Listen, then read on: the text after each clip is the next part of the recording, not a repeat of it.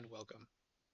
In this video, I'm going to be talking about a project that I've been working on for the last few months, and I'll be going over the project results and some of the notable things that I learned. For context, this project was a microcontroller software development project using the Raspberry Pi Pico and of course the Raspberry Pi Pico SDK. The end goal was to produce a device that could scan the interior of a room and produce a 3D plot. You can see in the right here a picture of the actual scan device that I built.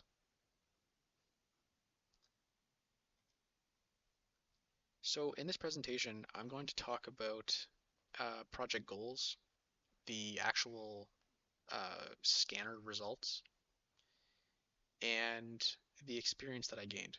And this last part is probably the most valuable to anyone watching this video who wants to uh, learn about some of the ways I tested my code without actually deploying it to the Pico board. I'll talk about that a bit later, but if you're only interested in sort of um, the highlights of what I learned, if you just want to pick my brain, so to speak, then this part is for you.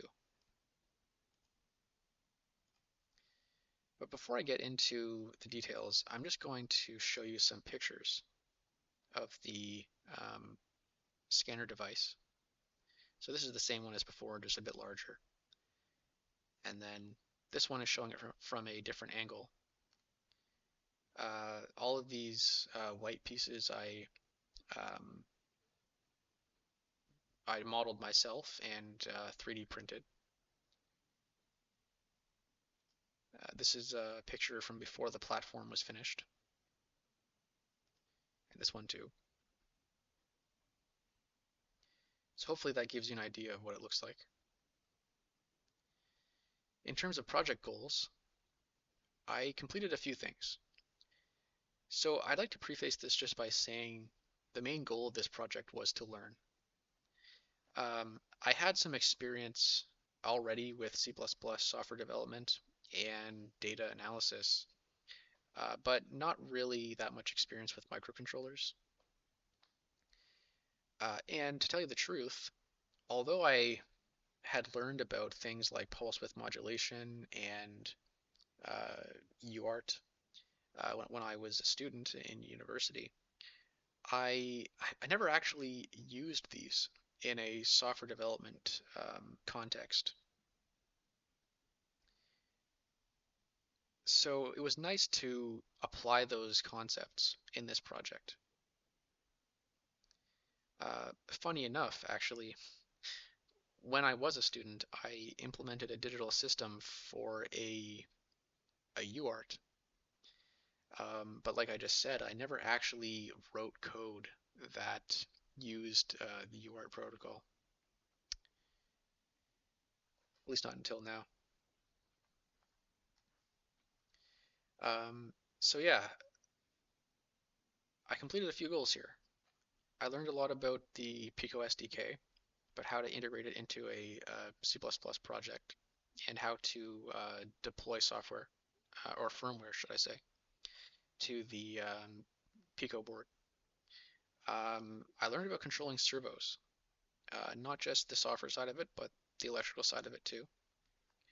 And I got to use a LIDAR sensor in this project, and that was relatively simple. It was just a matter of implementing or making use of, rather, the UART library from the Pico SDK. And then finally, I did some data analysis work as well.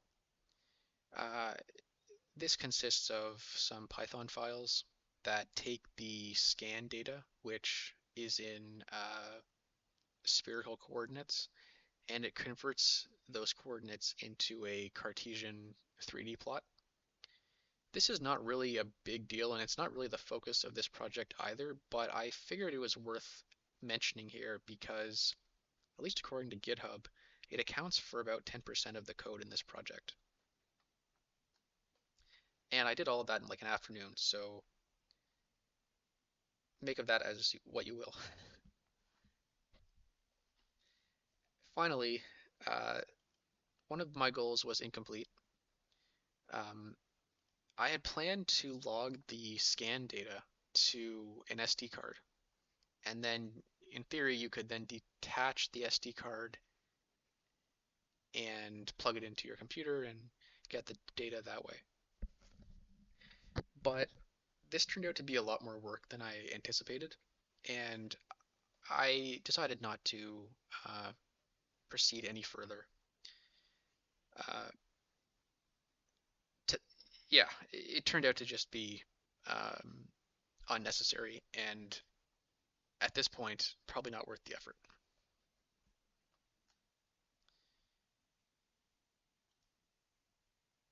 Okay, so scanning results.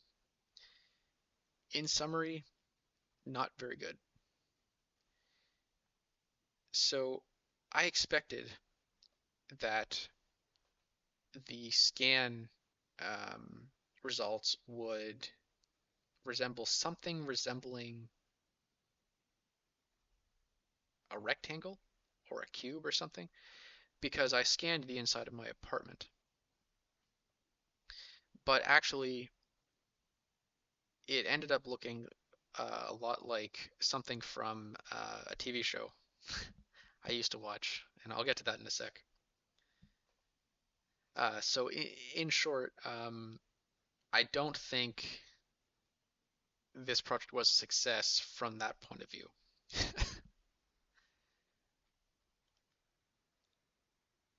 So here are some of the pictures that I took of the 3D scan plot.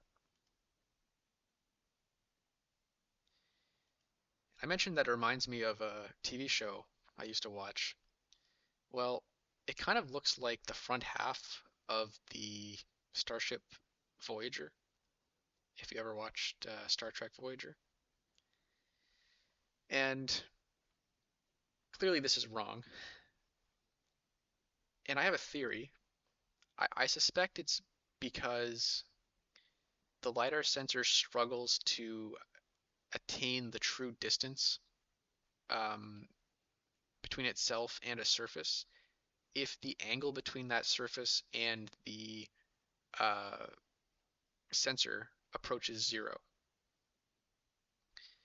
You can see like at the top here, um, it appears to be accurately scanning the distance between itself and the ceiling of my room. For context, the sensor is like right about here at the very back of the Starship Voyager dish. And it seems to be scanning the ceiling relatively accurately, but as it points further away and the angle between the ceiling and itself becomes more and more flat, it starts incorrectly reporting the distance, and yeah, that's just wrong. Keep in mind, this is just a theory, and I'm really not sure what the explanation is.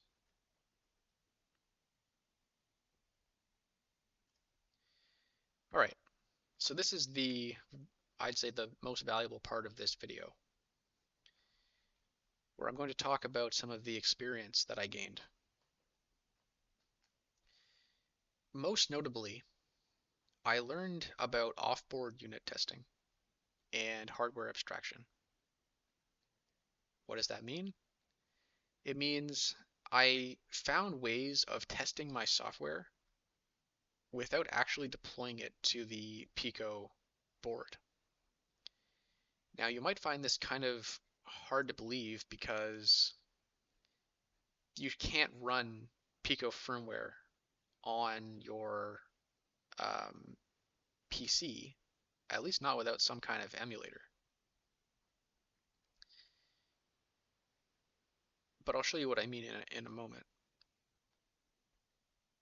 The other thing I learned about was embedded library development. Now, nothing here is really that special. It's essentially just C++ library development, but in an embedded context.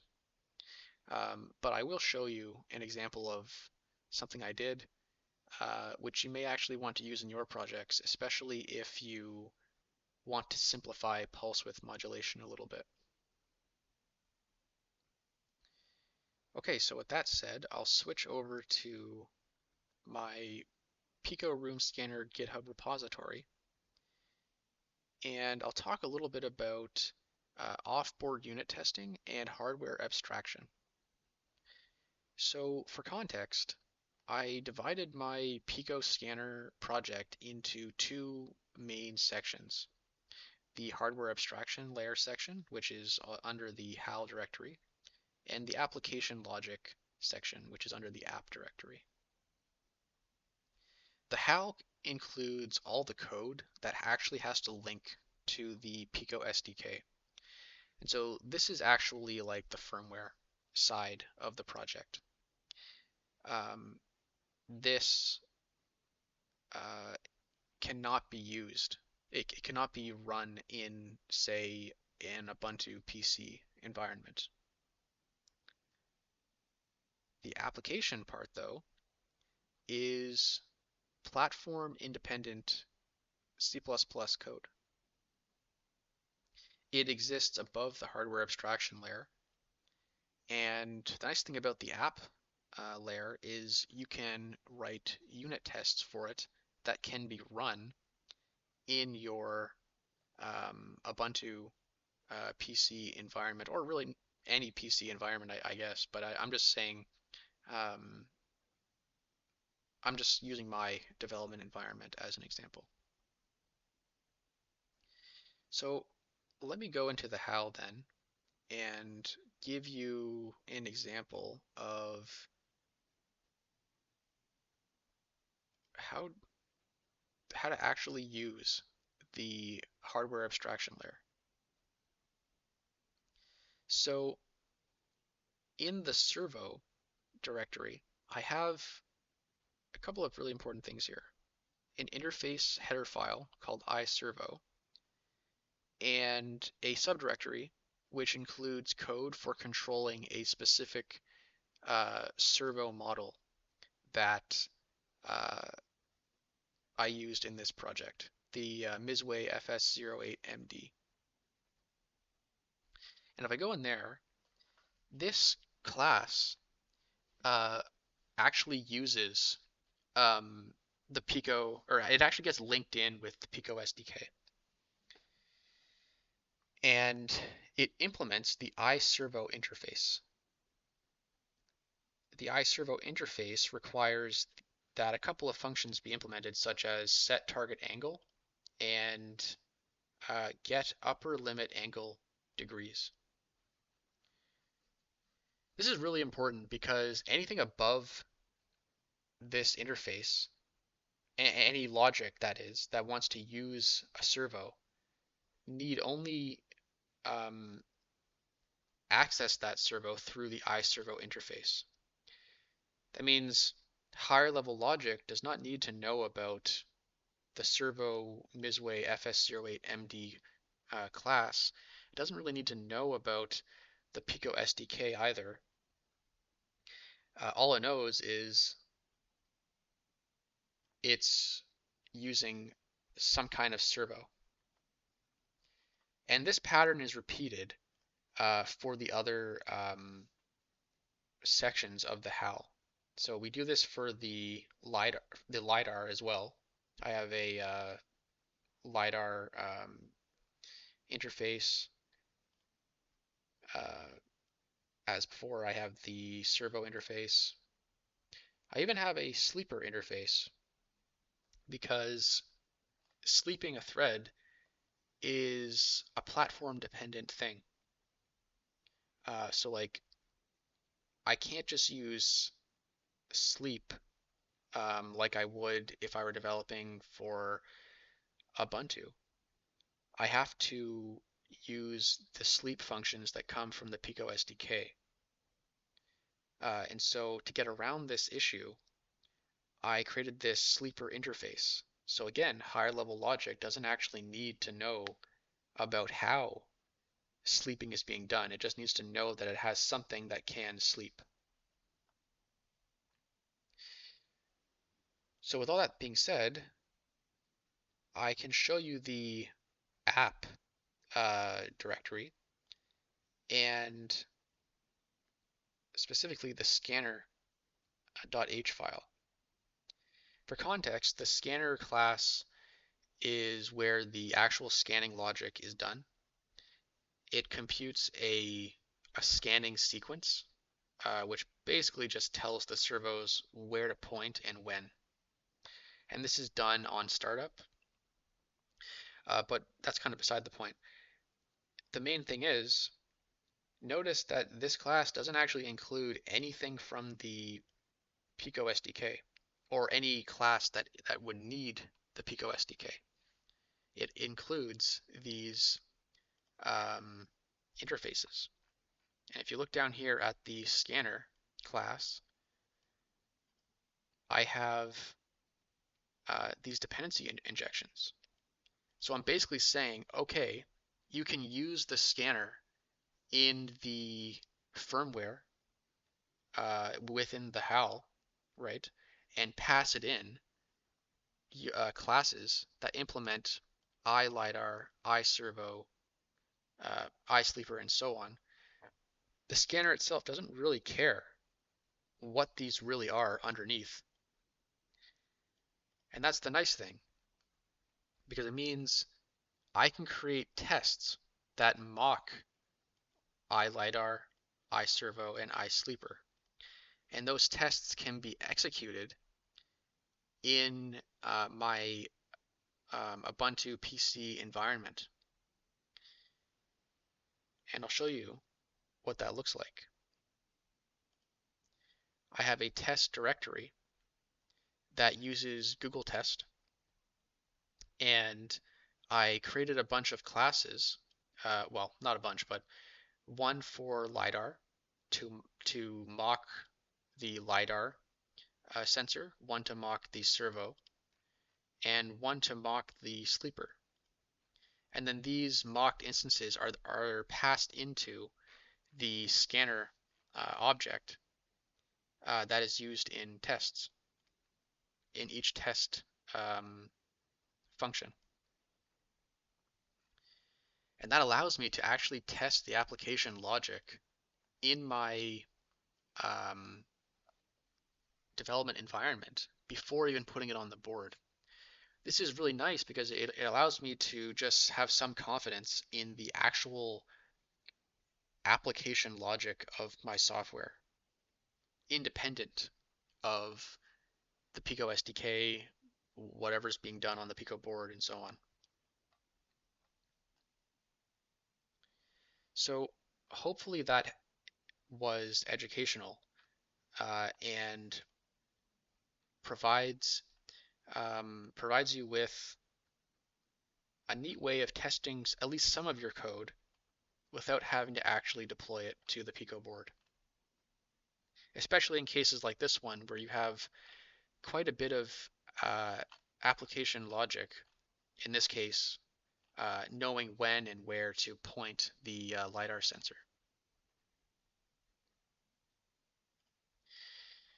On a final note, I'll just briefly talk about the library that I developed.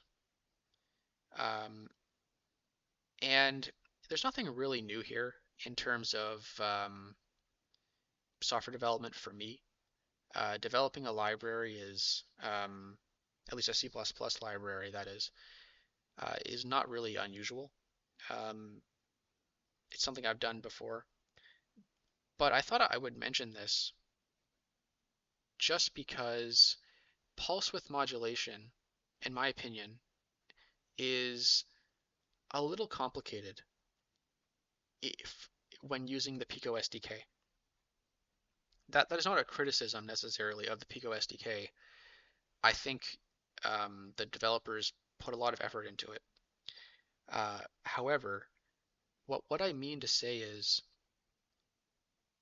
it's a little bit more involved than I would like, and most of the time when using pulse width modulation, I only want to think about the duty cycle and the frequency of the signal.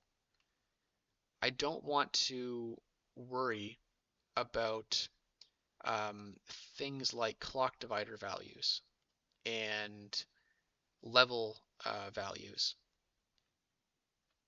If you look through the code in this pulse width modulation or pulse width modulator library that I developed within the Pico core repository,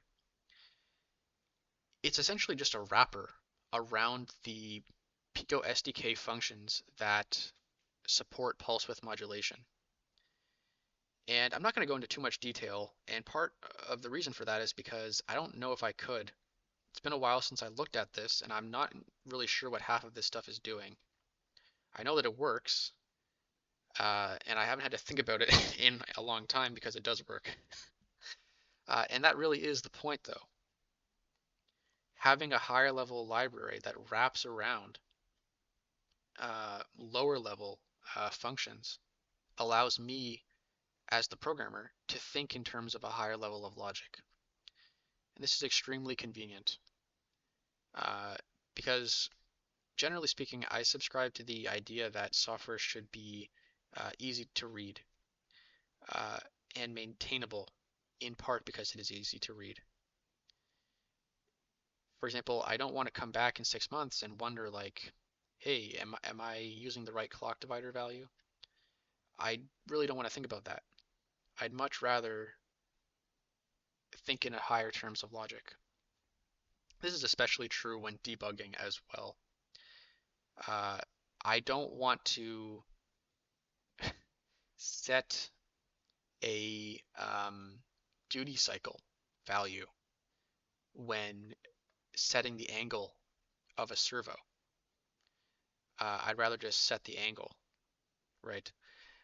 And you'll actually see in the Room Scanner project, I'm doing this. I'm actually converting a target servo angle into the associated duty cycle value under the hood, under the uh, or inside the function rather, for setting the target angle of a servo. This is all for my own sake, for my own sanity, really, so that I can separate lower level concerns from higher level concerns. And nothing I'm doing here is really revolutionary or new, but I just thought it was worth mentioning. If you come across similar things in the Pico SDK that you feel are a little too granular or require a little too much resolution, it might be a good idea to just wrap them up in classes that simplify the API. So I hope this was helpful. And in summary, I thought this project was pretty cool. It taught me a lot about microcontroller development, and I think if I ever come back to this, um, that is microcontroller software development in the future, I'll be in a much stronger place than I was when I started this project. Uh, and I hope that anyone watching this um, can benefit as well from some of the lessons that I've learned. So with that being said, I'd just like to say thanks for your time, and thank you for watching.